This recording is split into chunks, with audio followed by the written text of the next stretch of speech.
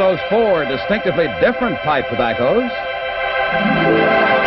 Old Briar, Dill's Best, Model,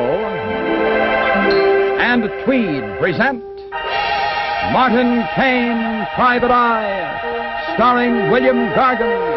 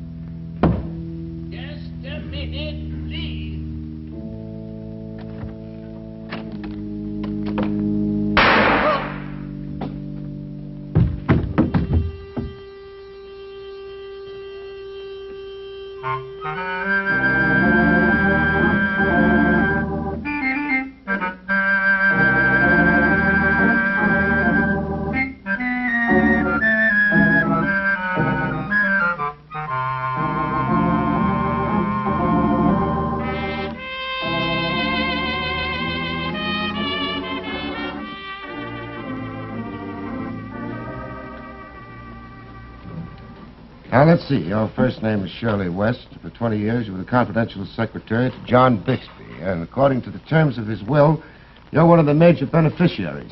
Now, what can I do for you, Miss West? Major beneficiary, major suspect. Suspect for what? The murder of John Bixby. Oh, no, wait a minute. According to the papers here, John Bixby was killed during the commission of a robbery in his home. Well, that's for public consumption, Mr. Kane. Privately, the police believe that Mr. Bixby was cold-bloodedly and intentionally murdered. And on what do they base that theory? Oh, I don't know, sir. I do know that I've been very closely questioned, as have been the others mentioned in the will. I see. Now, about John Bixby, what business was he in? Well, Mr. Bixby was an inventor, and a very successful one. Mm-hmm. Any family? Only a nephew, Carl Bixby. Mm-hmm. No other relatives? None whatever. Mr. Bixby was a very lonely man. Now, as regards to the robbery, was there anything of value taken? Well, nothing was taken, Mr. Kane. As a matter of fact, aside from the furnishings, there's nothing in the house of actual value. Well, what about the safe? Well, Mr. Bixby kept anything of real intrinsic worth in his vaults downtown. The safe contained nothing but his will and his diary. Did you know the combination to the safe? Yes, I did, Mr. Kane. Do you know the contents of the will? Yes, I do, Mr. Kane. Well, can you tell me who else is mentioned in the will? Well, This is Shirley West. She gets half of the estate. And then there's Steve Jensen, a massager. Masseur. Yeah. Yeah, what is this, a French lesson? One who administers massage is a masseur. Oh, I see. Well, anyway, Steve Jensen, a rub-down artist, supposed to have known him for 15 years, gets 1/4 of the estate. And then there's this Rhonda Noble. Oh, a most attractive young lady. Yeah, she's a nightclub singer with what you call operatic ambition. Mr. Bixby's protege. Yeah, protege. Well, mark her down for 1/4 of the estate. Yes, sir. And then there's a $10,000 bequest to his nephew, Carl Bixby, customer's man with Henry Hackett's firm. Oh, got that, sir?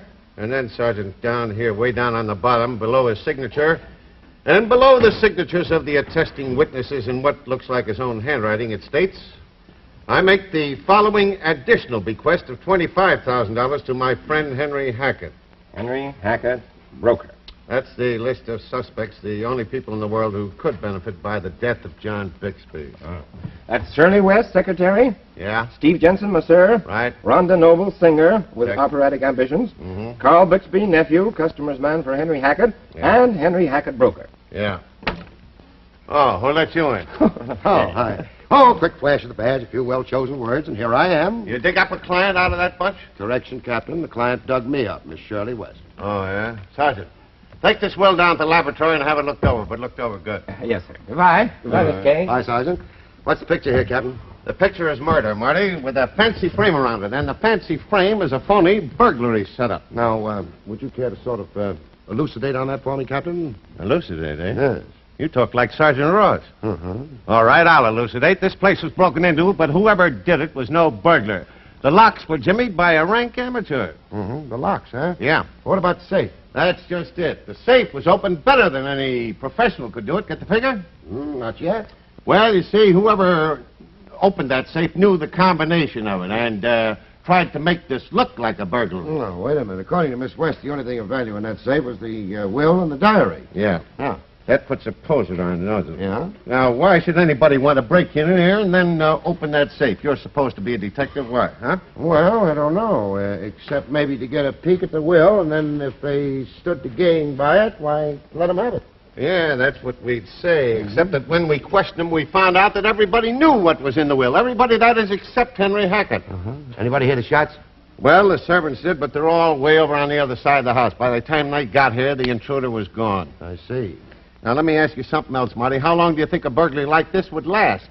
Well, I'd say, wouldn't last or take over 20 minutes. Well, this one took over 2 hours. Over 2 hours? That's right. Well, now, how would you know that, Captain? Well, it's simple, my dear Marty. You know that massager? Yeah? Steve Jensen. Jensen, yeah. Well, he was here last night about 9 o'clock. Gave the old man a rub down, then sort of tucked him into bed. What time did he leave? Left here at 10 o'clock exactly by that clock. You know, he gets paid by the hour, so he checked it. Well, after that, everything was nice and quiet. But we happen to know just about when this burglar was here. How come? Well, you see, Marty, this is an electric clock. It stopped at 11:10. By mistake, the burglar must have knocked out the plug. Now, by the time the shots were fired and the burglar was here, it was 2 o'clock. Now, why should anybody be here over 2 hours? Riddle me that one, detective. Riddle me that one. Well, these are my findings, Sergeant. The writing down here, way down at the bottom of the will, the bequest to Henry Hackett was done in different ink from that of the signer of the will. It was also written much recently, too. Would you say the handwriting was the same?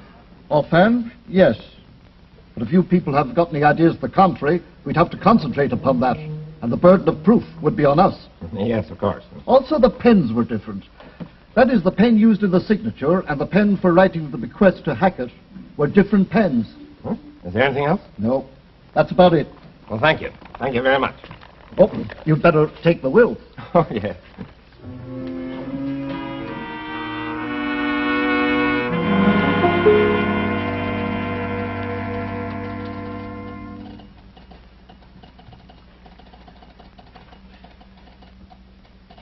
Shall I send him in now, Mr. Hackett? Yes, please do. Well, I didn't know it was you. Colonel Henry Hackett. How are you, sir? Fine, Marty. Good. You know a saying that's come quite recently into vogue? Yes. Old soldiers never die. Come on, sit down, Marty. Thanks a lot. Well, I'm working on that John Bixby murder. Yeah, same messy business, that, huh? Yeah, policeman bothering you? Can't seem to get him out of my hair. I see. You haven't gone around killing anybody lately, have you, Colonel? It's Mr. now, Marty. I'm a complete civilian. All right. What about John Bixby, Mr. Hackett? Yes, Marty. What about him? The police are convinced that someone that was mentioned in that will murdered him. Yes, so they've been telling me. Look, sir, there's time when politeness is no more than hypocrisy, and this is one of those times. May I be blunt? Fire away. Could you tell me where you were between the hours of 11 and 2 last night? At my apartment. Asleep? No. Were you alone? I'd rather not answer that question, Marty. Well, the only reason I'm asking you is that you could exclude yourself as a suspect if you could prove where you were between 11 and 2. I still prefer not to answer that question, Marty. Suit yourself. Now, about that bequest in the will. Ridiculous. Absolutely ridiculous. Why ridiculous, Mr. Hackett? I was his broker, Marty. Nothing else. You see, we used to have a drink together occasionally, and I talked to him about his investments. And I don't think, all told, I saw the man more than 20 hours in all the years that I knew him. So why should he make any bequest to me? Could you use the money? Yes, I could. And at the moment, I could very well use it. I see. Mr. Cartwright would like to see you now. Thank you. I'll see him in a moment. Well, by the way, you have a Carl Bixby working here. That's right. Do you mind if I talk to him while you're talking to your Mr. Cartwright? Not at all, Marty. I'll send him right in for you. Thank you.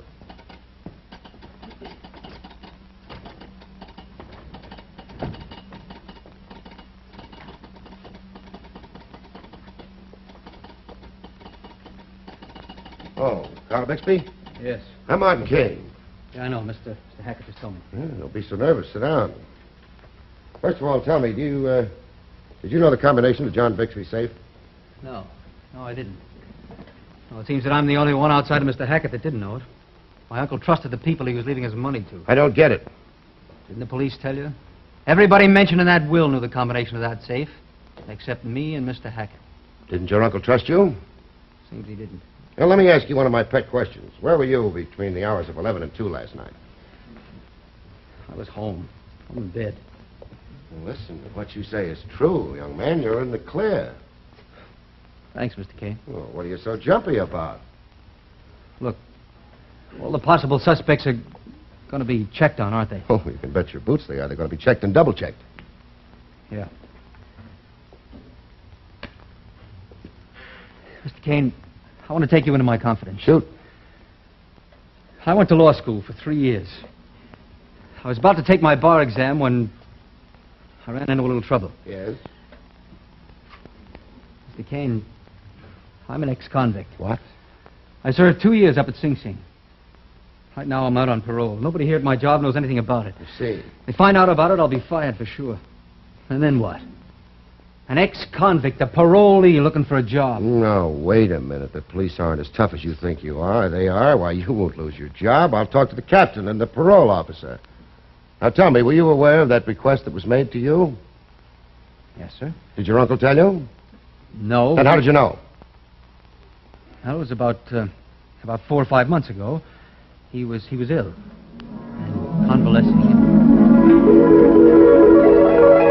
And bring me my diary from the safe, will you?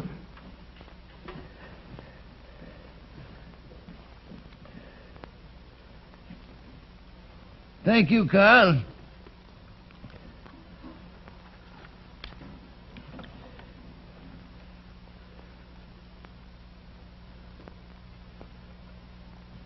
All right, put it back, will you, please? And, Carl, you've been a pretty good boy. A pretty good boy. You've measured up much better than I expected. Oh, you've been a disappointment. A blot on the family. And I've never really forgiven you. But I may help you a little, Carl. Just a little. Mr. Kane, I want to be on the up and up with you. I did look in that diary. I guess I was curious, and I found out exactly what my Uncle Will was going to be, including my own bequest. Well, was there any indication in that will that or in the diary that Henry Hackett was mentioned? No, sir. Well? Mr. Bixby, Mr. Hackett wants you in the dressing room. I'm depending on you, Mr. Kane. I'll do the best I can.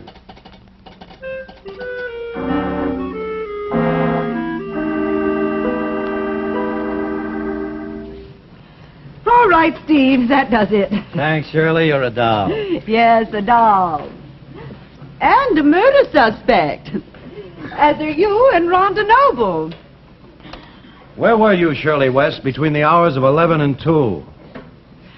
I went to a movie. Got home about 11:45. Couldn't sleep. Read until about 3 and then popped off. How about you? Home in bed. Were you? Now, what do you mean by that? Look, Steve, I knew you wanted me to do these letters for you today. What's that got to do with it? Well, I was going to be tied up all day with work I had to do for Mr. Bixby. I had meant to tell you, but it slipped my mind. I still don't get the connection. When I got out of the movie, I suddenly remembered. I knew you were depending on me, and I didn't want to disappoint you, so I stopped by your apartment and rang the bell. That was at 11:30. So? There was no answer. So what did you do then? I went home. As I told you, I couldn't sleep. I called you on the telephone at 2:15. There was no answer that time either. Did you tell this to the police? Did you? No. No, I didn't. I didn't want to complicate things. Were you home, Steve? Yes. Yes, I was. That's the truth, Shirley. I was tired, dog-tired. I heard the bell ring at 11:30, and I heard the phone ring a little later that night. But I was just too tired. I didn't want to be disturbed by anybody. That's the truth, Shirley. So help me.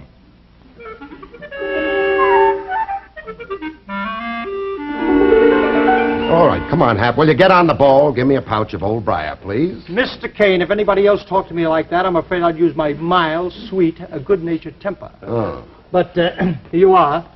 Old Briar, the master mixture of rare flavor and aroma. Yes, I know all about it. Now, tell me what's the pitch, Captain. Well, according to Ross's report from the lab, the bequest on the bottom of the will was made sometime after the will was signed. A different pen and a different ink. Oh, what about the handwriting? Looks like Bixby. Seems to be the same handwriting that signed the will. Hey, what's the law book? Oh, I borrowed this from a little old librarian lady. I'm going to do a little heavy reading tonight. Reading? Yes. What about? Wills.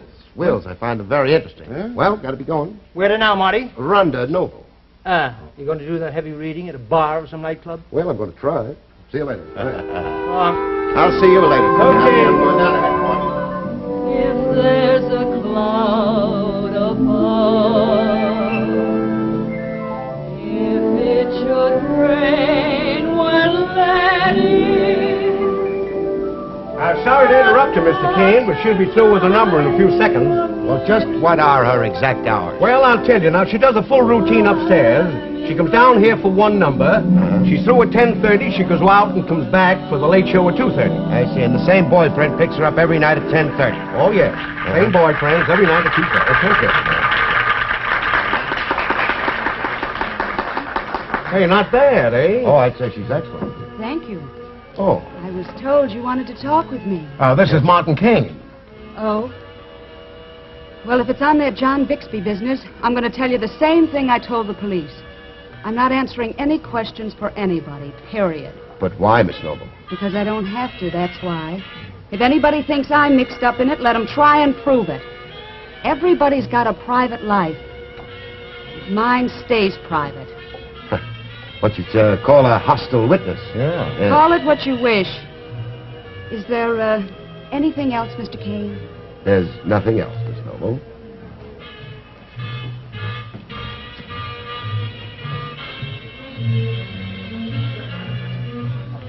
Hey, that's the boyfriend. Every night for the past 6 months at 10:30 sharp. Including last night? Uh-huh. Now, let me freshen up your drink, Mr. Kane.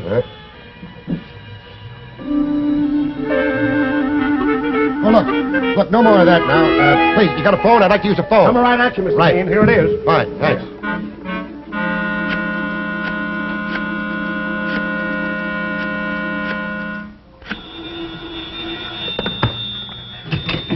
Hello. Oh, Marty, they told me to tell you as soon as you called.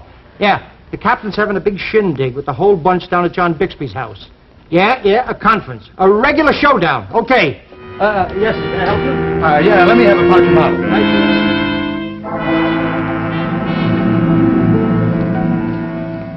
Cops aren't dumb. Let's get that straight once and for all. For instance, you, Steve Judson. We happen to know that there was no answer to your doorbell at 11:30, and at 2:15 your phone didn't answer. And we know about you. You've been seeing this girl for the past 6 months. May I make a statement, Captain? It'll be a pleasure to hear from you, Mr. Hackett, and it's about time. Well, I met Miss Noble through Mr. John Bixby. Oh, yeah? Yes. We fell in love, and we intend to be married shortly. We didn't give this information to Mr. John Bixby because we thought he might not approve of her plans for being married. But from a practical viewpoint, Captain, it also might have jeopardized her legacy. Yeah, look, Hackett, we're not interested in all these things that you're talking about. But, and this is a big but, because of your friendship with this lady, you might have learned the combination of the safe from her. And in that case? In that case, what's to stop you from breaking in here, opening that safe, getting a look at the will, and pumping a couple of bullets into your friend Bixby, huh? Hey, now, wait a minute. Now, you wait a minute. The will verified what you expected. Rhonda Noble gets 25%, which makes it close to $1 million, and there's a booby prize for you of $25,000. You knock the guy off, and you're rich. Very rich. Yes, you make a nice husband and wife team. And we happen to know that you can use that dough right now. May I say a word, Captain? Well, a word from you? Why, who could stop you from saying a word? Go ahead, type that word. Make it quick, will you? Do you have the will on your person? The will on my person? Oh, yeah, sure. I got the will on my person. Oh, fine. Thanks. Oh, Mr. Hackett, would you write your signature on here, please?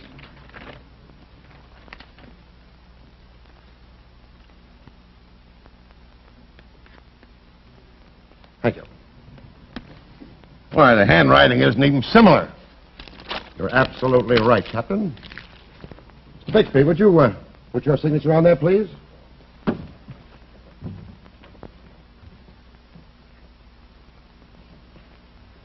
Thank you.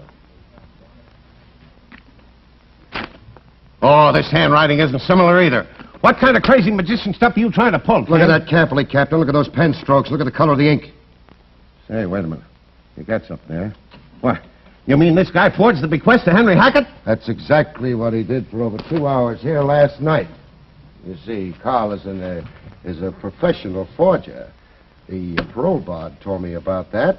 They took Carl out of circulation for a couple of years because of his special talent in that direction. Sit down.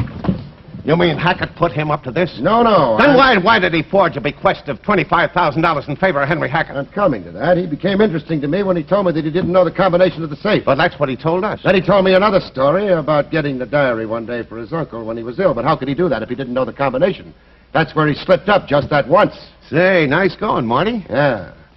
Now, I also found out that he was a lawyer for the past... he studied law for 3 years. Well, what's that got to do with it? It's got everything to do with it. That's why that bequest was written at the bottom of the will to Henry Hackett. But why Henry Hackett? Just a red herring. I still don't get it, Marty. You will in a minute. Let me find it here. Here. It says, a will to be valid must be subscribed by the testator at the physical end. Otherwise, probate will be denied. Oh, yeah? If, after the signature, there is more writing of a depository nature, then the will is not signed at the end and is void in its entirety. My authority, Henry Robinson's Will 103, New York Supplement, second, page 967, decided April the 20th, 1951. Hey, it's beginning to creep up on me. So, if he could have gotten away with it and the will was thrown out, no will, who would become the beneficiary? He would. He's the only living relative.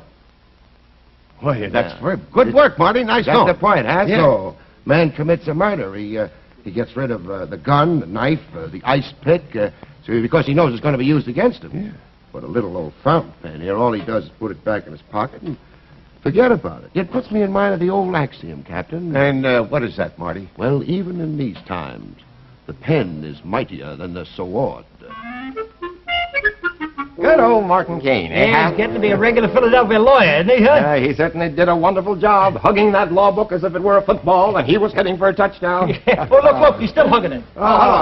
Say, listen, a little old librarian lady will be along here. And, she wants this. I'm not in the mood for But little Mr. old librarian ladies. Mr. Kane, Would you give her to her for me, please, Sergeant? But Mr. Kane, Look, please, as a special favor. Well, of course, if you wish. Thanks. Martin, she called and she... No. But listen, she said that she was... I'm sorry, I've got time. I was told to pick up a law book. a law book, right here. Yes, miss, I have it right here. Yes, but the book read out is the one that... Listen, I'm trying to tell you. The old lady called and said she was sending her daughter down, or maybe next time you listen. Yes. Yes, Happy, the next time I will definitely listen. Good night, Happy. Good night, Martin. Good night, folks. See you next week.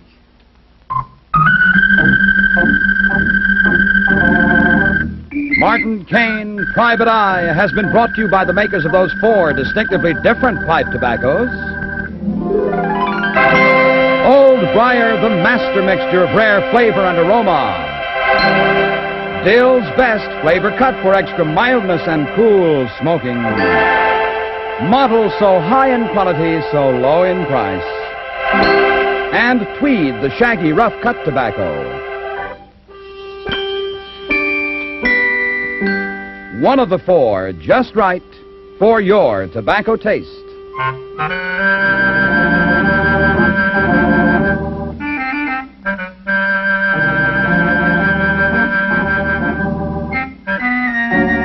William Gargan also appears weekly in the other exciting series of Martin Kane, Private Eye, on radio over another network.